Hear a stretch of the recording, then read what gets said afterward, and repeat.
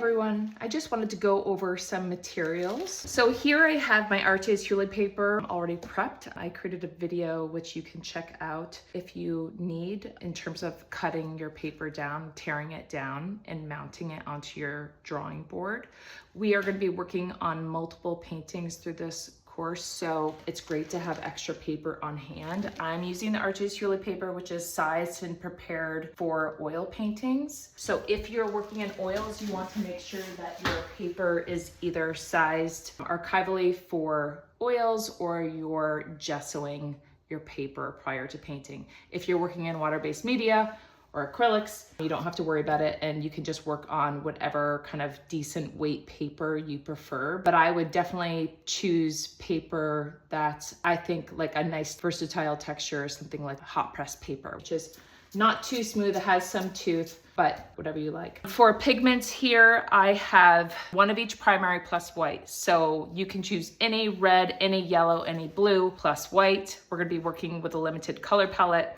I have Quinacridone Magenta by Gamblin, Indian Yellow by Lucas, and Ultramarine Blue by Gamblin. And then I have Titanium White. I have my gloves to protect my hands from my pigments. So no matter if you're working in oils or acrylics, know that the toxicity of paintings comes through the metals, the cobalts and the cadmiums, that what our pigments are composed of. I am also a very messy painter, so I'm always wearing gloves. You are gonna want a couple of jars. I really like these small jars. Salsa jars are great. These jars are from actually like cheese and olive oil because I'm a cheese lover, but they're great in terms of a short jar wide enough to be able to use a variety of brushes. So have a jar for your painting medium. For oil painters, I'm going to be showing you a very simple recipe where you can create painting medium using refined linseed oil and Gamsol.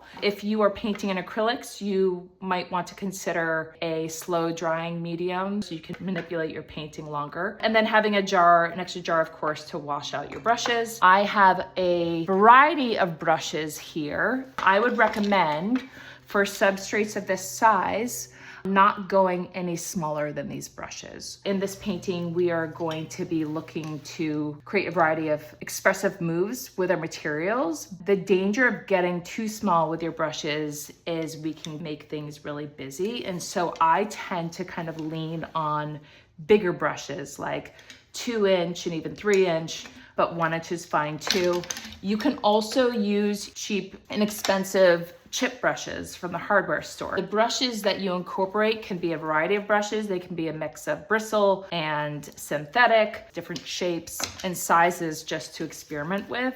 And then you will need a painting knife. So we're gonna be using our painting knife for mixing paints on the palette as well as paint application.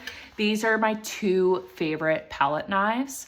For palette knives, I recommend avoiding plastic palette knives. You want to have something that has some nice spring to it, like these nickel-plated palette knives, which are trowel style, right? So I'm mixing my paint, my knuckles are off of my palette. This one has a rounded edge, but slightly angled, and this one is straight with a rounded edge. Lastly, you are going to want paper towels and or painting rags. I use old t-shirts that I cut into rags. So shirts for my kids and our family that we can't pass on. These are excellent painting rags, not only for cleanup, but really great for actually working with a reductive painting technique where you're pulling pigments off of your canvas. And then of course, a drawing board to mount your work, painting tape on hand, and a work surface. Ideally a work surface where you're going to have your palette in close proximity to your painting substrates. I'm a righty, so I like to have my painting palette to the right of me so I can just reach and grab my paints when I'm working. This is the setup that I will have for our course when I'm showing you my different methods and techniques for paint mixing and paint application.